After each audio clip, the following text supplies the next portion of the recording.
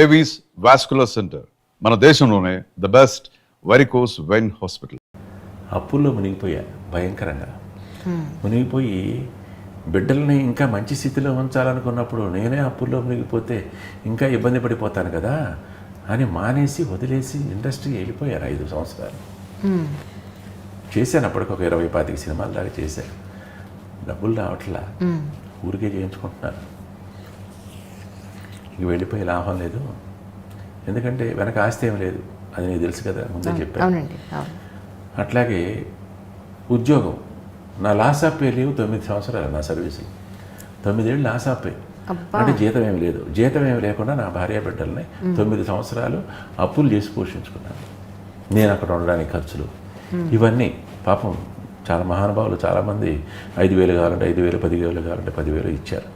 But అందరికీ తీర్చుకున్నాను, ఎవరికి రుణపడలేను అమ్మా. ఇలాంటి పరిస్థితుల్లో వెనక్కి వెళ్ళిపోయిన తర్వాత మళ్ళీ 5 సంవత్సరాలు అసలు ఇండస్ట్రీ గుడ్ బై చెప్పాను.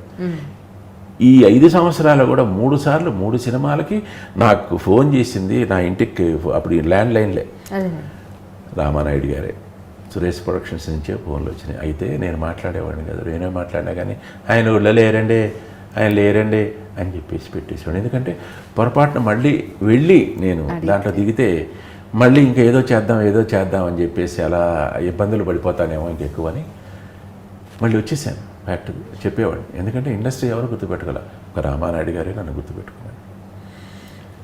వచ్చి నేను పొద్దున్నే 6 గంటల నుంచి 9:30 దాకా ట్యూషన్లు, 10 నుంచి 5 దాకా మళ్ళీ స్కూలు, మళ్ళీ 5:30 నుంచి రాత్రి 9:30 దాకా ట్యూషన్లు. ఇలా చెప్పుకుని మరి అప్పులన్నీ పూడ్చుకోవాలి కదా, తీసుకోవాలి కదా. ఎవరు లేరు నాకు, వెనక ఆస్తి లేదు తీర్చుకోవడానికి.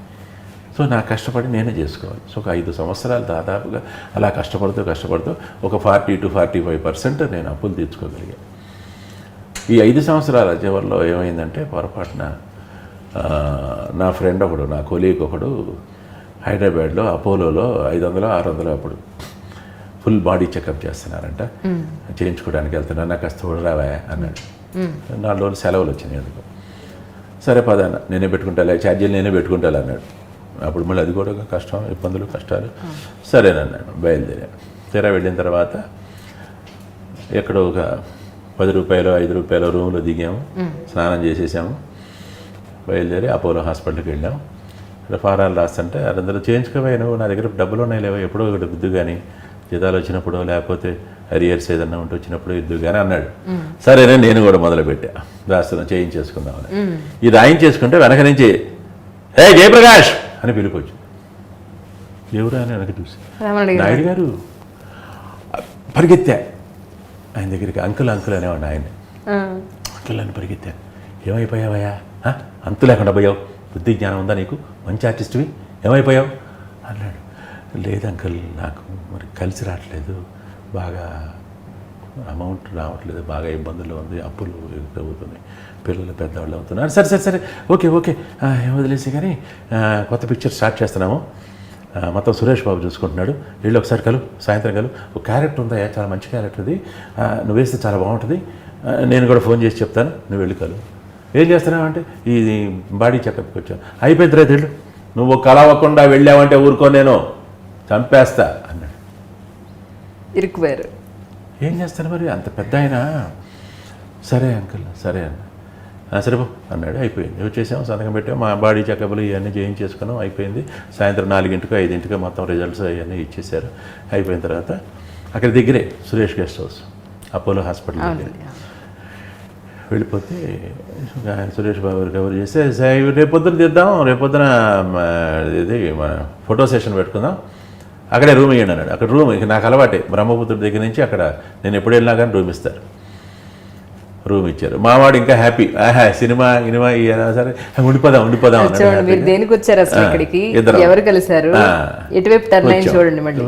తెల్లవారి పొద్దున్నే 9ంటికి ఫోటో సెషన్ పెట్టారు స్టూడియోలో, రామానాయుడు స్టూడియోలో.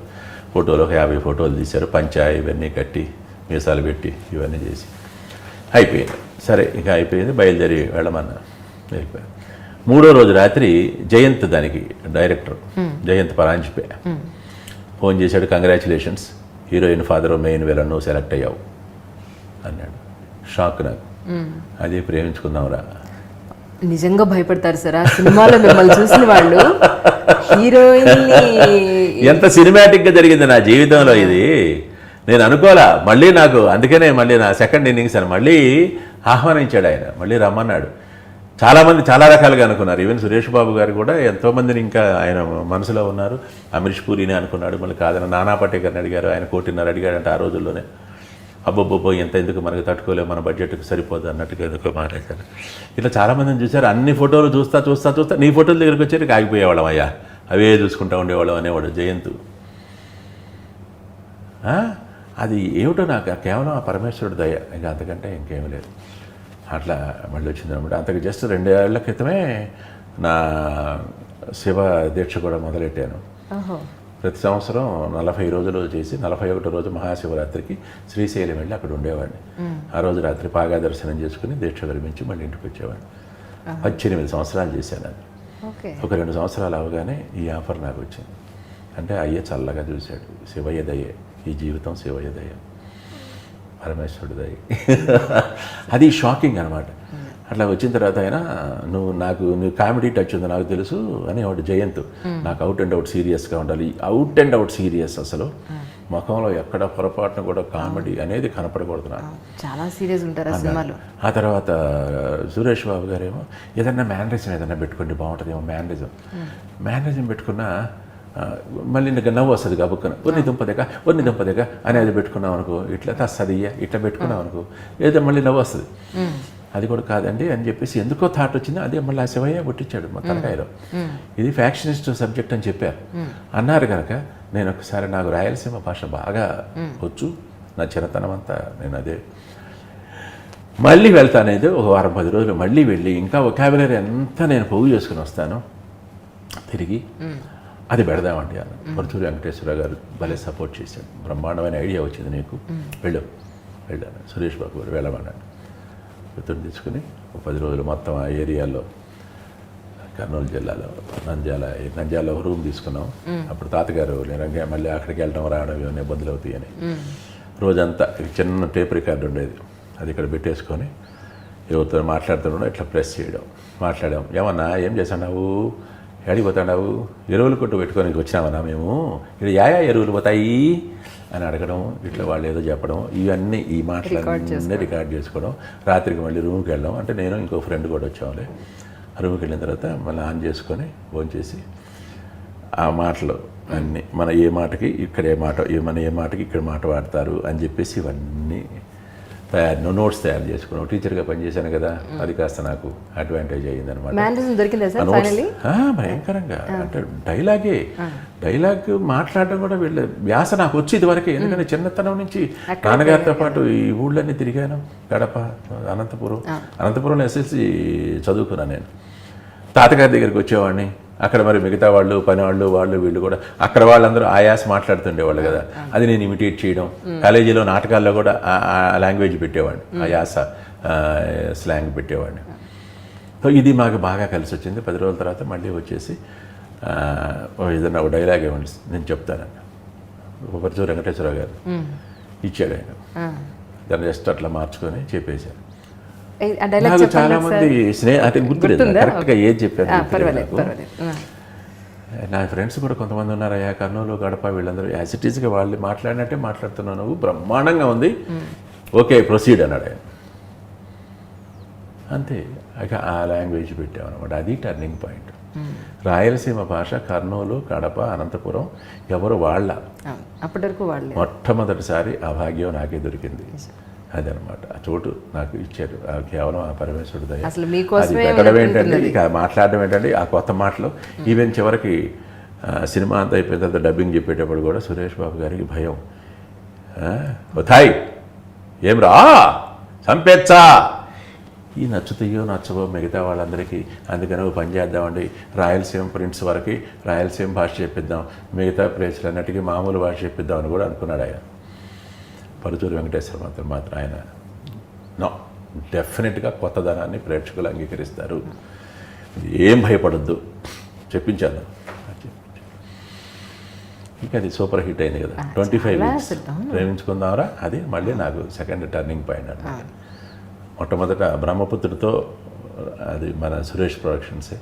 తర్వాత ఇప్పుడు దీంతో అది టర్నింగ్. ఓహో, ఒకడు ఆర్టిస్ట్ వచ్చాడు రా, బ్రహ్మాండమైన ఆర్టిస్ట్ వచ్చాడు అనే గుర్తింపు, ప్లస్ వీడి లాంగ్వేజ్ ఏదో భలే గమ్మత్తుగా మాట్లాడాడు, రాయలసీమ లాంగ్వేజ్. రాయలసీమ వాళ్ళందరూ మావాడే మావాడే మావాడే అని ఫీల్ అయిపోయారు. అట్లాగే మిగతా వాళ్ళందరూ ఈ రకమైన వాయిస్, ఈ రకమైన స్లాంగ్ అనేది వినడంలో ఒక కొత్తదనం ఫీల్ అయ్యారు. దాంతో ఇక అట్లాగా ఆ తర్వాత ఒక 2 సంవత్సరాలకి సమరసింహారెడ్డి, నెక్స్ట్ ఇయర్, ఇది 97 ఇది రిలీజ్ అయింది. 96లో వర్క్ చేశాను. 98లో సమరసింహారెడ్డి షూటింగ్ చేశాను. 99 పొంగల్కి సమరసింహారెడ్డి రిలీజ్ అయింది. ఇక ఆ తర్వాత ఇక పూర్తిగా నమ్మకం వచ్చేసింది. అప్పటికే నేను హెడ్ మాస్టర్గా ఉన్నాను, ప్రమోషన్ వచ్చి. సో వాలంటరీ రిటైర్మెంట్ తీసుకున్నాను. అలాగే అస్సలు సినిమాలు చూడని వాళ్ళకి నేను రిటైర్డ్ హెడ్ మాస్టర్ అని కూడా చెప్తుంటా అప్పుడు. సినిమాలతో సంబంధం లేని వాళ్ళు సినిమాలో గుర్తుపెట్టుకున్నా ఏం చేశాను, ఏం చేసేవాడు నువ్వు అంటారు కొంతమంది. పాపం నేను retired head master sir. Very good, very good. నిజమే కదా, అబద్ధమే సినిమాలు చూడని వాళ్ళకి చూడని వాళ్ళు నన్ను గుర్తుపట్టడం లేదే అని నాకేం ఫీలింగ్ ఉండేది కాదు. ఎందుకంటే కొంతమంది గుర్తుపట్టారు, అక్కినే నాగేశ్వరరావు గారిని కొంతమంది గుర్తుపట్టేవాళ్ళు కాదు. దానికి మనం ఏం చేయగలం? కొంతమంది సినిమాలు చూడని వాళ్ళు ఇప్పటికీ ఉన్నారు కదా. ఎప్పుడన్నా ఏదైనా భక్తి సినిమా వస్తే మాత్రం నేను చూసేసి అంతవరకు, ఆ తర్వాత అవి గుర్తుండవు. ఆర్టిస్టులు ఎవరో కూడా గుర్తుండరు, అలాంటి వాళ్ళు కూడా ఉన్నారు. కనుక దానికి మనం సిగ్గుపడాల్సిన అవసరం లేదు. కానీ కొంతమంది మాత్రం వాళ్ళు గుర్తించకపోయినా చాలా బాధపడతారు, అసలు చాలా హర్ట్ అయిపోతారు. అసలు చాలా హర్ట్ అయిపోయి, చాలా బాధపడిపోయి దిగులు పడిపోతారు. ఎందుకు? అవతల వాళ్ళని శత్రువుని చూసినట్టు చూస్తారు.